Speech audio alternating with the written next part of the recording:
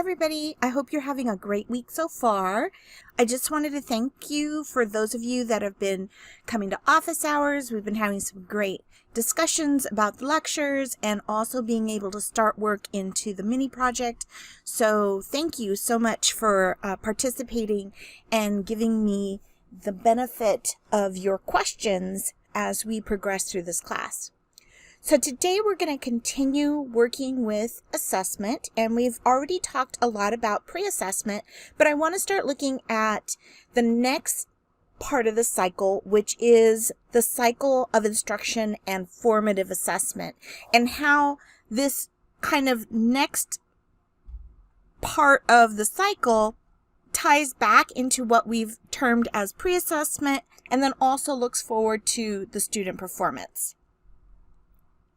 So here we have the cycle that we discussed at the beginning of the class, and this is our classroom assessment conceptual model. We've already talked about pre-assessment, so we're going to be looking here at the cycle of instruction and formative assessment. And during this cycle, what we want is for the student to start engaging in that self-regulation behavior, and the teacher is going to be monitoring at different checkpoints throughout the learning progression based on predetermined objectives that they have stated, right, in their lesson plans or for their goals, whatever it is. Also keeping in mind the rationale for teaching these skills or giving students experiences with this content, and providing feedback so students can therefore increase their self-regulation practices and also demonstrate better mastery. So this is kind of what I've already discussed. During the instruction and learning, the learners are going to be engaging in learning tasks, they're going to be developing intellectual knowledge and skills, and they're going to start reflecting on what does it mean to learn, how are they learning, what works, what doesn't work, where are they in the continuum of understanding, are they in the relational understanding phase where they're making connections with their prior knowledge and creating a firm foundation for future schema to attach? Or do they have this sort of like unintegrated understanding of various topics and they're not quite sure how one relates to the other? The teachers are going to actually be instructing, right? They're going to be providing students with activities and with experiences that are aligned with whatever objectives that you've decided to set for the class. And you're going to be monitoring the student performance throughout the learning progression. This will look at various ways to give feedback in order to not only help the student become better at that particular task or skill, but also to become better self-regulators. And they're also going to be looking at modifying their own instructional practices, their own pedagogy or ways of presenting the material or points of view or biases, and to make those adjustments as needed. Okay, so throughout the learning progression, throughout the learning progression, the teacher is monitoring different parts of the learning, and that information is used to help the student self-regulate as well as help the teacher reflect on their own delivery. So we've already discussed what formative assessment is, and formative assessment provides students feedback so that they can improve future performance. Formative assessment completely depends on its use. If you have students engage in a task, but they don't receive feedback or they don't get any sort of information about how well they did, then really it's not formative assessment. It's nothing, right? And you could use something for a summative purpose, like for example, an end of chapter exam for a summative purpose, and it could go into your grade book, but it could also be formative assessment because you're looking to see where the gaps of students' needs are, and you plan on addressing those needs in the future. Formative assessment can be summative assessment, it can be just formative assessment, or it could be nothing. It really just depends on the action that happens after the assessment, okay?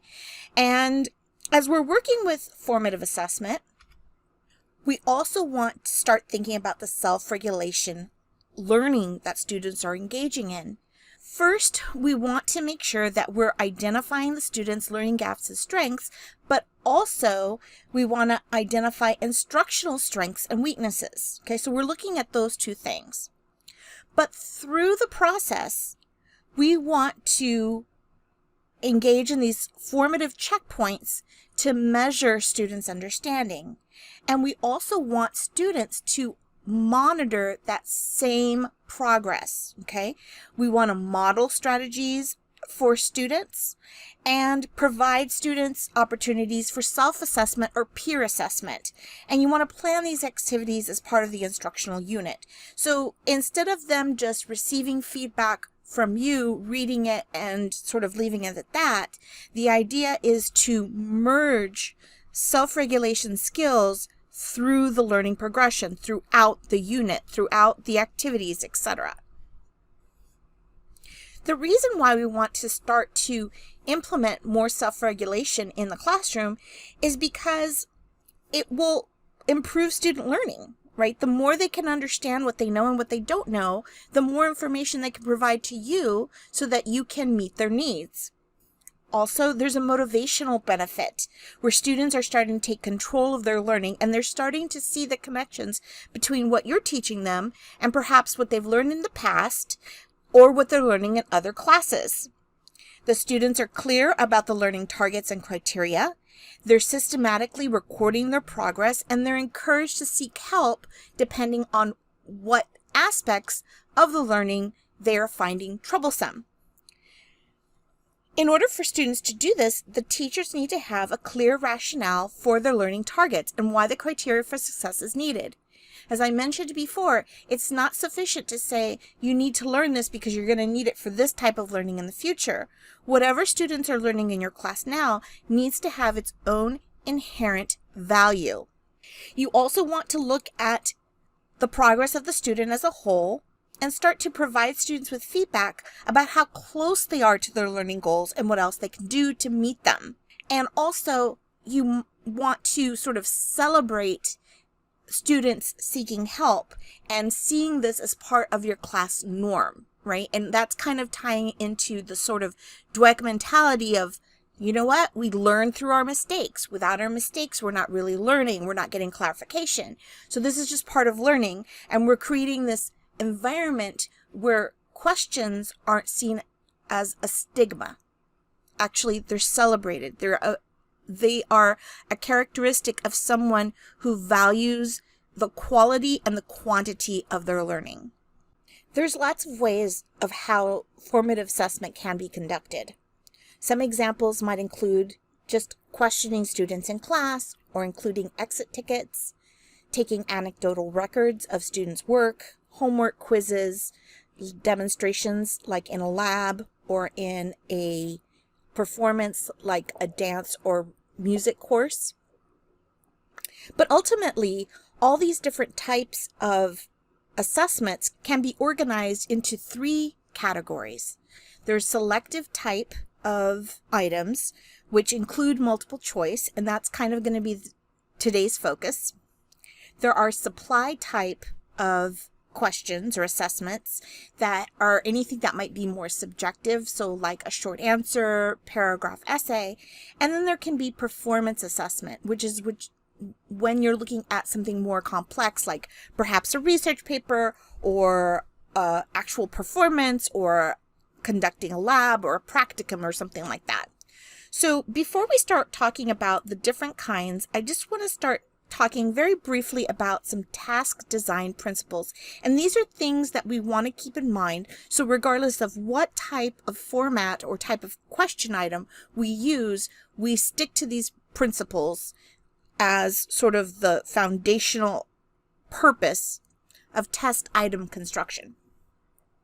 So these are the principles. Each item should allow a valid inference about student achievement of the assessed objectives. There should be an adequate amount of sampling behaviors, and the selection of the format should be based on the assessment's objectives and other relative merits of the format. So let's just start by defining validity and reliability. Validity is when something measures what it purports to measure, what it's supposed to measure. A bathroom scale is supposed to measure weight. It's not supposed to measure height or mass. It's supposed to measure weight. A thermometer is supposed to measure temperature. It's not supposed to measure height or weight either, right? As long as the instrument that you're using, in the case of a teacher, a test item, that test item is supposed to be measuring a specific construct, okay? Reliability is how dependable or how consistent something is. So you can think of, if you gave the student that item in a similar item, would they score approximately the same? So let's look at each in more detail. First task principle is validity. To have validity, we need to make sure that the behavior that we're asking our students to engage in is related to the construct, and that all barriers that may lead to a false inference, or as many barriers that may lead to a false inference, can be removed. So what do I mean by that? So here is a student's true achievement, which we can say exists in the child's mind, let's say. So this arrow is the test item, and the test item is supposed to be measuring the student's true achievement.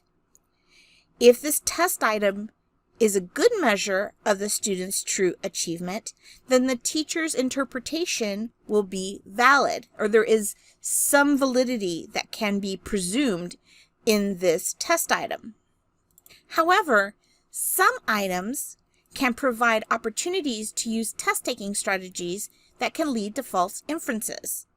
So, for example, if a test item, in this case, now it changed from being an arrow to a rectangle, if a student seizes a strategic opportunity, they might be able to circumvent the measure that the task item was supposed to solicit, and thus clouding the teacher's interpretation. So what do I mean by a strategic opportunity? Well, one strategic opportunity might be process of elimination. Let's say the student doesn't know the answer, but they know it's not A or B, and so C and D are the only ones left, and they take a guess. They've got a 50-50 chance, and now they happen to get the right answer, right? The student did not know the answer, but the teacher will think that the student did know the answer, because the teacher cannot distinguish when a person actually knows the material and when they've used a strategic opportunity like process of elimination to get the right answer. So this is something that can happen. Okay, if the test item blocks the student's true achievement, then the teacher will not have a valid interpretation. Another example that I might give of a test item providing a barrier that would lead to false inference of low achievement might be if one of the multiple choice questions is not worded clearly, right? So the student doesn't understand what you're asking and they get the answer wrong, but in reality, they just didn't understand the question. And I think we've all experienced that at some point in taking a multiple choice test. It was like, I misread the question, or even misreading the question. What if the questions were written perfectly fine, but the student misreads it? So the test item, there was still something in it that provided a barrier, whatever it was. Now, can this always be avoided? No, but we want to try to at least avoid it as much as we can. The next task design principle is reliability. You have to have reliability in order to have validity. If you don't have reliability, then you automatically don't have validity. So you want to think about this principle as you're constructing tests. And what this is basically saying is, have you selected enough items that measure the same construct so that the understanding has been performed or has been measured at least more than once? Okay, again, not necessarily something that we can do, but that's what reliability is asking. Is there enough evidence here to make a valid inference about a student's understanding of the material? When you're working with reliability, you want to ask yourself, when do you have enough evidence? And how much is enough evidence, really? After the midterm, we'll have an opportunity to look at ways that you can incorporate reliability measures into your classroom practices. But one thing that you can do is you can look to see, are there correlations between similar items?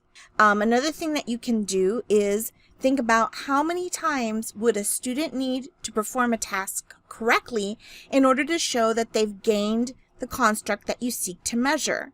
Say, for example, multiplication tables. Remember when you were little, 3rd grade maybe, and you were doing multiplication tables, and your teacher might give you a multiplication test every single day so you could see how you could track your progress, etc. It was great when it was multiplication time tests, right? It would only take maybe a minute or two. But if you had to give an essay and you were wanting to know if a student had been able to acquire the construct of being able to form a thesis, how many essays are you going to have them write in order to have enough to reasonably say that this person can do that? You're not going to be able to give them an essay every single day, but how many will be enough? Also, if you're looking at exit slips or group work, what things will affect reliability? There are lots of outside things that might affect reliability. How do you know if students are working in a group? Who is doing the work? So let's look at the last principle, which is purpose and format, and let's look at that in detail too.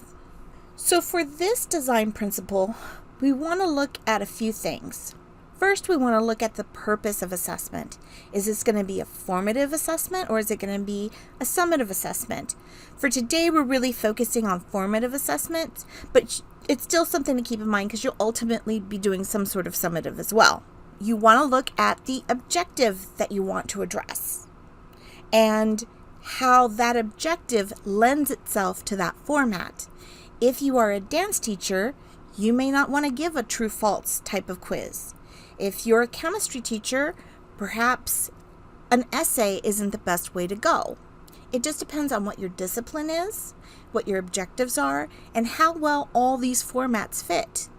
There are other factors that you also want to keep in mind, like how large your class is. If you have a huge class, you may not be able to give them extended response items all the time. It would take you too long to grade them on a regular basis.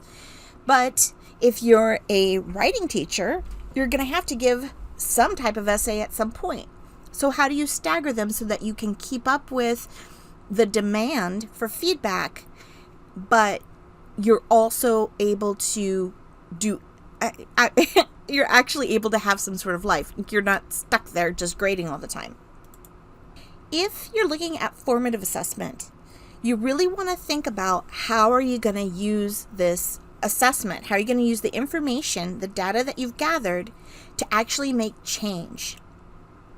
If you do not do anything with that formative assessment, it's nothing. It's no action. It's just busy work.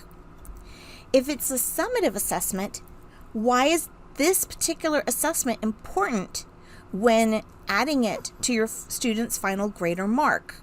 What is it in this assessment that is so necessary to communicate to others?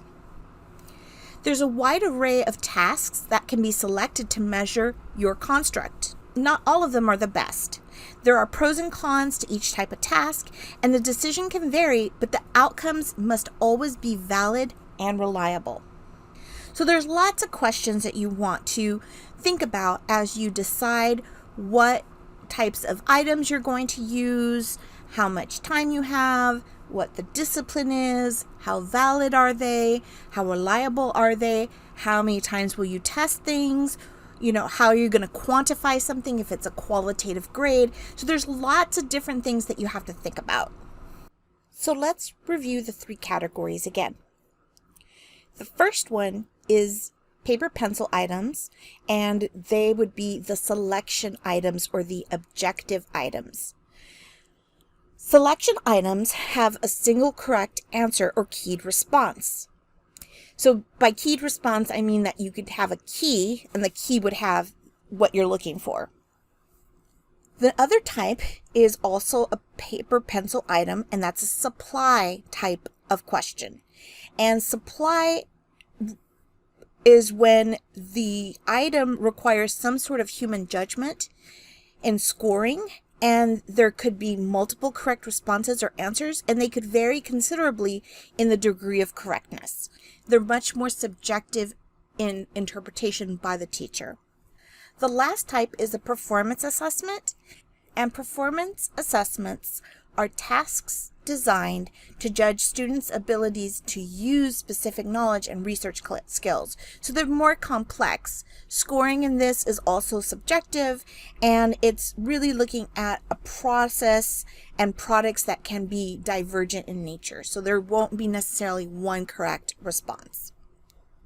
When comparing, contrasting objectively scored items, in other words, selection items, and subjectively scored items, like supply items or performance assessment items, objectively scored items, there's only one correct answer that is written like a keyed response, and the key might have the different letters or whatever for multiple choice, true, false, matching, single word answer. Only one thing will work for the answer for objectively scored items.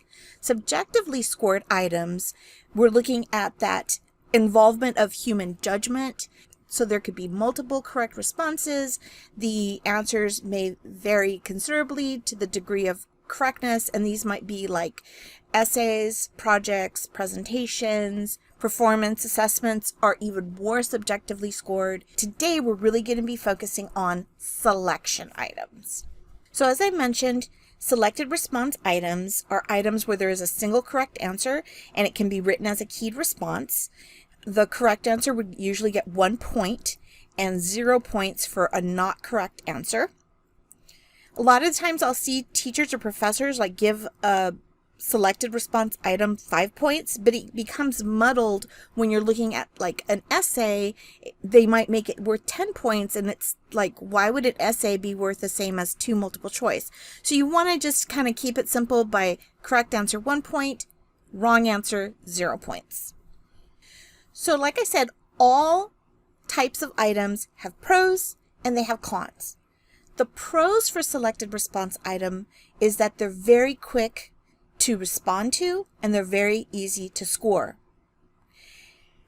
They assess skills in isolation for simple interpretation. They're useful when you have to do a lot of task repetitions. There is no judgment-free scoring, so your scoring is free of bias. And once you started to get the hang of it, they're pretty easy to construct. In terms of cons, selected response items are pretty inauthentic, except for very few tasks in life, like perhaps taking your driver's license test or something like that. There really isn't a chance for you to engage in multiple choice or true false real life applications. Often they yield very little information about student processes. So like, for example, as a math teacher, sometimes I want to see the process that took the student from one particular segment and the reasoning to the next segment, or multiple choice test will not give me information about that process, only sort of that final answer. You can't use them to assess divergent thinking. So for things like problem solving or for things like creative writing, you're not going to be able to really assess anything from the student with this. And they can also sometimes be linked to lower retention or superficial study. So let's look at a few common selection items. And the most common is probably multiple choice or true false.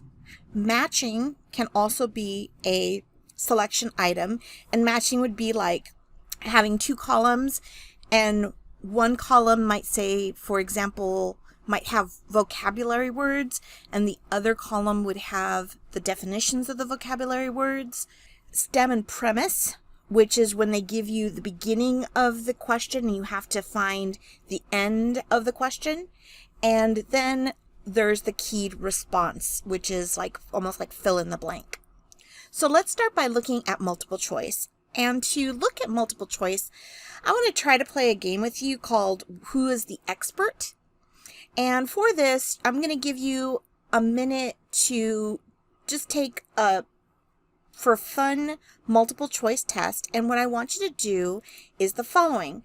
You're going to write down the numbers 1 through 4 on a scratch piece of paper, okay? And what you're going to do is you're going to avoid Googling. If you were in class, I would tell you not to talk, but you're just going to avoid Googling because the answers don't matter.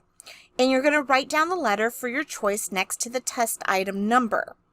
If you don't know the answer, then do your best to guess. In other words, you won't be penalized for any incorrect answers. Okay, so let's look at the first multiple choice. And the first question is, the Augustine National Party has its headquarters in, and then these are the 4 choices. The first one is Camden, New Jersey. The next one is Dallas, Texas. Letter C is Palo Alto, California. And letter D is St. Augustine, Florida. So take a second and write down what you think the answer is.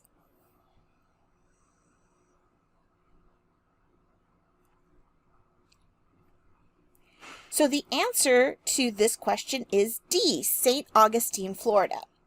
Now, I can't really be there to ask you how you knew the answer, but I'm willing to bet that many of you got this answer correctly.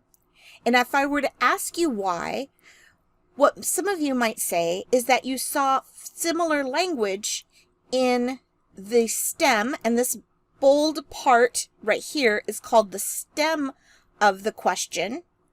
And you felt that of the 4 alternatives, D was most likely connected to the stem. And you would be right. St. Augustine, Florida is the correct answer. Now, the problem with this test item is it has a flaw. It has given the answer in the stem. So this would be a flawed item to use if you were using it in your course, right? In your classes with your students, because you're giving them that strategic opportunity to get the answer correct, even though they did not actually know the answer. As far as the various alternative, D, St. Augustine, Florida, which is the correct response, is also called the keyed response. The other 3 options, A, B, and C, are called distractors. So as far as the terminology goes, D is the keyed response, A, B, and C are distractors, and the question, the stem, is St. Augustine National Party has its headquarters in blank, and then one of these would have been, or the correct answer. Question 2, you're going to do the same thing. You're going to look at the stem, and then you're going to decide which one of these is the correct answer. I'll read it to you. Walter Hunt is best known for developing all the musical scales used in the Western world, composing every sonata during the Romantic era, translating all Russian classics into English, and inventing the safety pin. So I'll give you a couple seconds to figure out which one of those is most suited.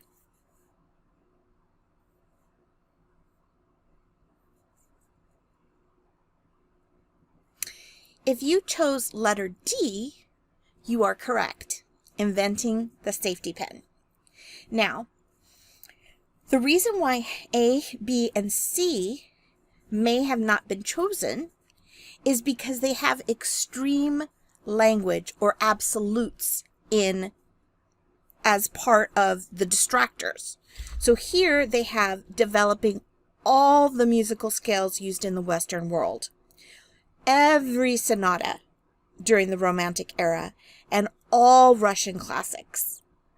When you have absolutes, it allows for students to go in and make an argument for you. So this can be very misleading. Okay, so this is the flaw in this particular question is the use of extremes or absolutes.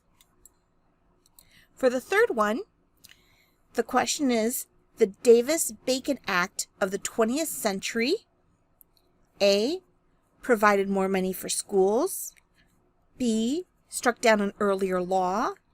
C, requires contractors working on federal government jobs to pay laborers a wage and benefits equal to what other union and non-union shops pay their workers in the same era for more or less the same project.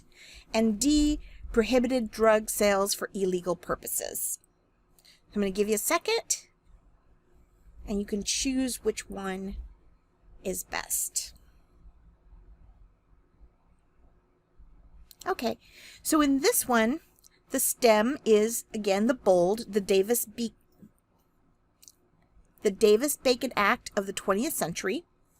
And the correct answer, or the keyed response, is C. A, B, and D are distractors. When we're working with creating multiple choice or selection items, we want all the possibilities to be approximately the same length.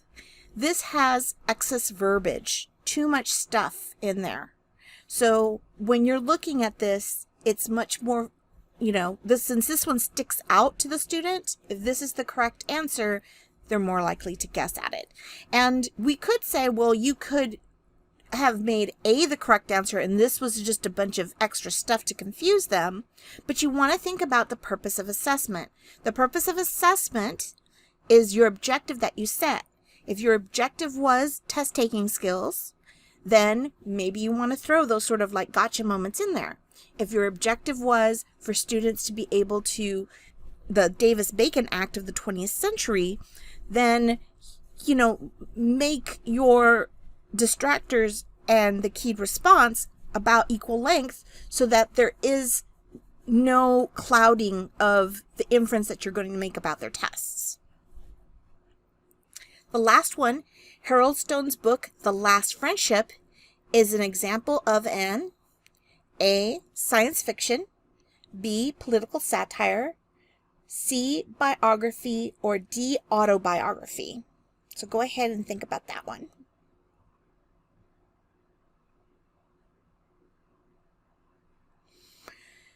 So, if you chose D, autobiography, you would be correct. If you didn't notice already, you will see that this article, "and," is the clue that whatever you decided to use would have to start with a vowel. And since the only option that started with a vowel was autobiography, it would make sense that autobiography was the keyed response, and it is. The three distractors here are A, B, and C. Now, this is called a grammatical clue, or a grammatical cue, you could even call it too. So that is giving the students sort of like a hint as to what is the correct answer versus trying to, having them actually know the material and respond to it. So all those flaws are very much something that you would see in an assessment that I would give. If I wanted to measure whether my students could identify flaws in selection type items, I might give them the premise and the three distractors and then ask them to explain if this is a flawed response or not a flawed response and why they believe that to be the case.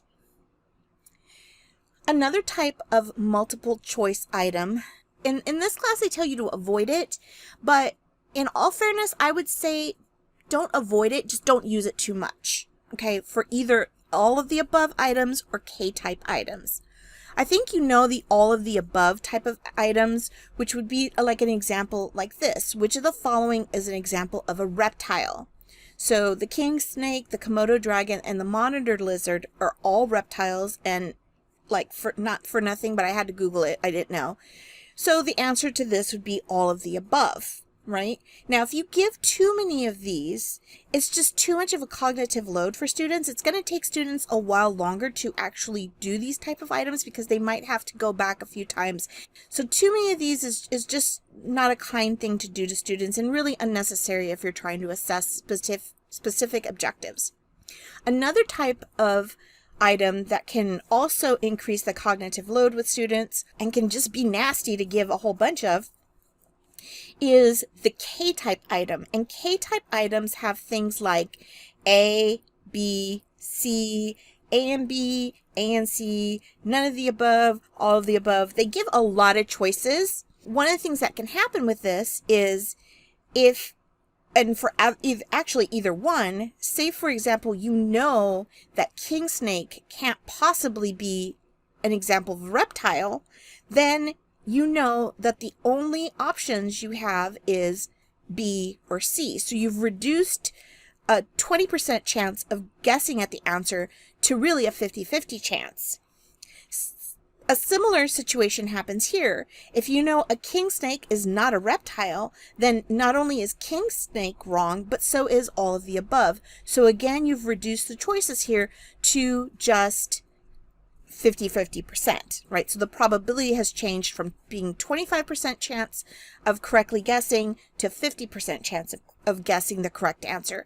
So avoid the use of them, I think is too much, but certainly do not put more than maybe 2 to high school students, and only if you really feel that they're necessary. So here's some additional key guidelines for multiple choice. Remember to only assess important aspects of the learning targets. Don't throw things in there just sort of because. Think about your sampling requirements. How many questions will you need in order to have a valid inference? You want to present the problem in the STEM or ask a question in the STEM. Okay, so it's very clear what the students are doing and how they're answering. You want to avoid window dressing or excess verbiage. You want to keep it just absolutely clear. Remember, the point is to have a balanced inference about the learning, not if students can disentangle things. Now, if that is your objective, then perhaps that's the thing to do. But if you're just simply looking for if students know some component of the of a unit, definitions, whatever it is, keep it simple. The distractors should all be plausible, so you don't want to give any sort of Mickey Mouse, what we call Mickey Mouse distractors, where it's just not, there's no way that can possibly happen. If you want to give students a 25% chance at guessing or a 20% chance of guessing, the difference between 4 possibilities or 4 options in a multiple choice versus 5 options in a multiple choice, think about the advantages. It's going to take the students longer to complete a test that has more multiple choice options. You want to avoid cluing. So cluing in terms of having part of the response in the STEM, like what happened in the St. Augustine, Florida example, or a grammatical cue from what we saw in the last friendship example. The items should be independent of one another, so you want to avoid linking. So what that means is, for example, if question 1 asks you, what is 3 times 7? And then question 2 says, take the answer to question 1 and add 5.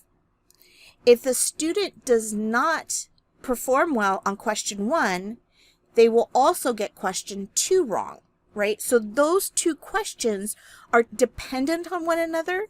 You want for each item to function independently. Don't overuse negative wording like not, except, and don't combine negatives in the options. Especially do not use the words not or except if you're working with true false, because that just gets crazy. Here it says avoid using all of the above and none of the above and K-type. I don't think that you should completely avoid it, but certainly do not put more than 1 or 2 in a test as needed, and even think about why you need to put that in there at all. You should distribute the response position. As the students are going through the questions, not all of them should be the letter A as the keyed response. You want to mix them up. Sometimes teachers will put a question in there or a distractor in there that's just funny, that's obviously wrong, like a Mickey Mouse distractor. While it makes it nice to sort of lighten up the mood when students are taking an exam, remember that you have a finite time in order to make inferences about students' achievement for whatever skill or discipline that you're working with. So do you really want to take that time to muddle or cloud your inferences with like a joke or a Mickey Mouse distractor? Think about the consequences. I'm not telling you what to do. I'm just saying think about the entire picture. So the next type of selection item we're going to look at is the true-false. When working with true-false, there are also some guidelines that you should consider. As always, we want to only assess important aspects of instructional objectives. So if you spent a lot of time on this discipline or this concept, whatever it is, and you feel that it's important to assess that, you should. If you said something in passing and it's not really that important, think about, should it take up one of your test items? What's really important in true-false, and I've already mentioned this when I talked about it in multiple choice, is that you avoid negative wording. You don't want to ask the students something like, the Hawaiian Islands were not the last state added to the United States of America. Because they're trying to disentangle, like, well, it was, but this is not, so is that true or is that false? Like, you don't want them to get confused about how to answer, you just want to ask the question. So ask it with a positive wording and leave it at that. Just like multiple choice, you want to randomize this response pattern. I don't know if it's happened to you, but if you get too many of the same letter or the same like true, whatever over and over again, you might wonder what you did wrong because it couldn't possibly all be true. So give your students the benefit of knowing that that can't happen. Be sure statements are definitely true or definitely false. So avoid all opinion statements. If you do use an opinion statement, make sure that you attribute it to the person that has said this. Avoid using specific determiners. Strongly worded statements tend to be false. They contain words like all, always, never, no, every. In other words, they use extreme language or absolutes. Moderately worded statements tend to be true, and they contain words like many, sometimes, usually, generally, seldom, often, and as a rule. So avoid using those types of words as you comprise the stems. Try to keep it as neutral as possible. Avoid double-barreled statements. Double-barreled statements will have one part of the stem that is true and another part that is false. So if in the stem part is true and part is false, it can confuse the students as to how they should respond. Should they respond true because half of it is true, or should they respond false because half of it is false? So you want to keep it very clear as to how the student should respond to your question. Let's look at some examples for true and false. So this first one says the Mississippi River does not flow from north to south. What's the flaw in this stem? Do you know? The word not is the flaw. Okay, you're using a negative where it just increases the cognitive load. It confuses the students. No need for that. The quality of a taxonomy is that everyone always agrees on how to use it. What's the flaw? It's using extreme language, or another word to say that are specific determiners, and the word everyone always will make it false. Question 3, snakes belong to the class Reptilia, members of which are warm-blooded. What's wrong with this one? Well, snakes do belong to the class Reptilia, but their members are not warm-blooded, they are cold-blooded. So this is a double-barreled statement, and true-false is not a good option for a question like this. Lastly, the final example says George Washington had wooden teeth. We can't really know the answer to that. Some people say it's true, some people say it wasn't true. It's kind of an opinion, or perhaps some sort of like folklore type of thing. So because this doesn't have a definite proven answer, true false would not be a good option, or it would be a better STEM if they had made this attributable to some person or text. Let's look at matching. So as we discussed, matching might have the stems in one side, right? Or the premise in one side, and the responses on the other side. I've often seen this used for like states and capitals, words and definitions, chemical element symbols, and maybe their atomic number, whatever it is. So you want to decide, according to what you want to measure, is matching a good option for you? As you're using matching, make sure that your response options are all plausible and the length is approximately the same length. You should have no more than approximately 10 responses, which means that you can't have more than 9 premises, because you don't want there to be the exact same amount of premises and responses. That's called perfect matching. And what can happen is if the student knows all of them except for like the last one, if there's perfect matching, then they won't be automatically able to find the answer because it's the one they haven't used. So by using more responses than premises, you will have avoided sort of like that process of elimination trick that students can use. You want to list the responses in some sort of logical order, so the students aren't having to kind of look everywhere up and down the column to find the correct response. Perhaps listing them in alphabetical order might be a good way to go. Use the shorter names as the responses and the longer terms, like the descriptions, as the premise. So you're doing the bulk of the reading at the beginning and then finding the response on the right after. So you're reading the question or reading the premise and then going and finding the response. You're not having to remember all the different things that are in the choices. And we've already discussed perfect matching, which is the idea of avoiding having the same number of premises as responses. You want there to be a difference. So let's look at this one right here. This is an example for a matching set. Here I have 4 of the names or 4 titles of novels, and then here I have 4 authors. This is an example of perfect matching. Say you know that Fitzgerald wrote The Great Gatsby, and The Bell Jar was by Plath, and Salinger wrote Catcher in the Rye, and you didn't know who had written Native Son, you would have been able to use process of an elimination to get the right answer, right? From the perspective of the teacher, this student knew everything, right? They got everything right. But truly, the student did not know all of the authors. One of the cons that we already discussed about simple selective response is it doesn't provide insight into student thinking process. You don't know kind of what happened through the journey the student took in order to formulate their response.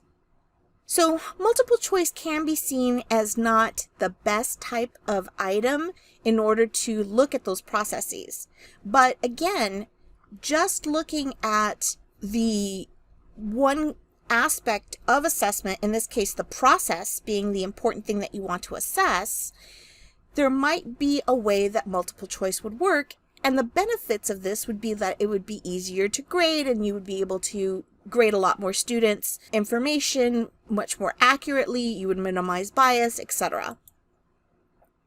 One of the options that you can use are interpretive exercises, or another word to call them is context-dependent items. And context-dependent items are things like having students do more than one thing, have to go through a series of steps perhaps with the problem and then answer it. They could be things like interpreting tables and graphs, responding to documents and images, looking at steps in combination that somebody else has performed. The benefit of this is that you're able to assess a higher level of thinking or skills in combination versus perhaps just simple recall when you're working with typical multiple choice item. So here is an example of a context-dependent item that you would see perhaps for a social studies test. So here the question is, or the STEM is, where would a large city be most likely to develop?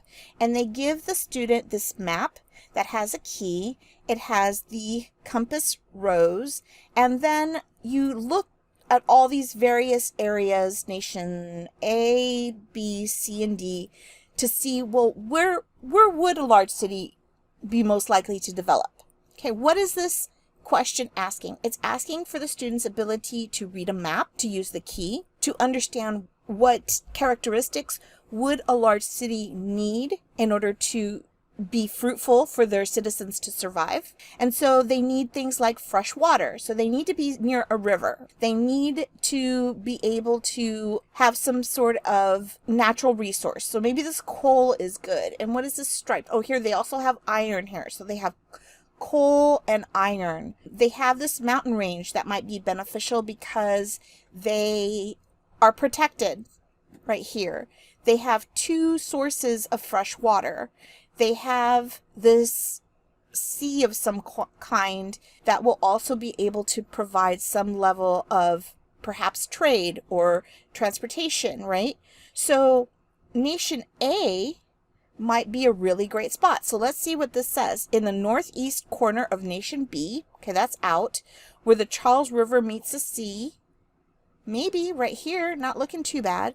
The eastern part of nation D, that's bad, near the source of the Red River in the mountains. Okay, so the best one here would be B, where the Charles River meets the sea, so that they can have water, natural resources. The Charles River is being fed by the Green River. The Red River isn't too far away. They have grassland. It's looking awesome. This is a great place to live and develop a city. Now, there are several areas where you can actually obtain context-dependent items for your particular discipline. The NAEP has really great collection of context-dependent items, and they have them for all disciplines. And the TIMSS is also a great resource, and TIMSS is working with math and science. So I'm going to go ahead and leave these links to the NAEP and the TIMSS items in the description box below for your use. So today was a longer video, wasn't it? But that's it. So these are the objective items. So what you want to take away from this are, what are the pros and what are the cons? Remember, all types of items, regardless of the type, will have pros and cons. So what are the pros and cons for objective type of items? What are the various types of item flaws that you might find in objective items? And what ways can you sort of mitigate that if you absolutely need to use them? So that's it for this week. I hope you guys have a really great week, and I hope this video wasn't too long. I mean, let's not kid ourselves, it's a long video, but hopefully you were able to break it down into smaller pieces and just tackle it a little bit at a time. I'll talk to you guys later. Bye.